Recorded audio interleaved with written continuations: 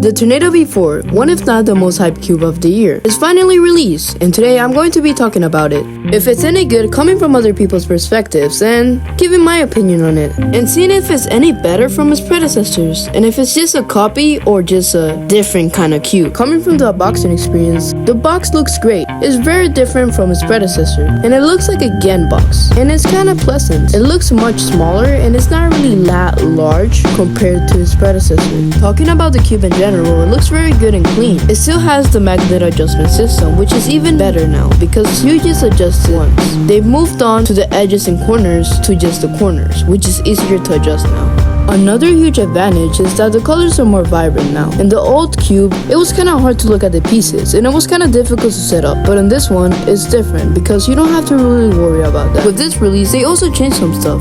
Remember when people used to complain about the magnets getting loose, or the pieces breaking or falling off, or the cube having a concerning sound coming out of it? Yeah, that's fixed now. Something also pretty cool about this release is that they added a blank center cap and one with the logo. A lot of people were begging companies to release blank center caps, and she noticed it, so they released it in the Tornado V4, which is very cool. So this cube has two versions, one called XMD Tornado V4, which is just the one that has like a bunch of magnets in the edges. The other one is the simplified version, which is just the upgrade of the Tornado V3, which is the one that's like normal with the edges and corners. The Tornado V4 also offers a better and more premium plastic. It just looks and feels better, and that's something the older version doesn't have. But the magnets and the adjustment system haven't changed. But for me, that's not really a big deal because I already like the system. Comparing both of the cubes, the Tornado V4 has a more forgettable and effortless turning. So in general, there's not really much differences in both cubes like we expected it to be. But the cube still feels more stable, so that's a thumbs up. At least they didn't do it like GAN. They released cubes that are not the same and feel very different. And yeah, in general, this cube is very cool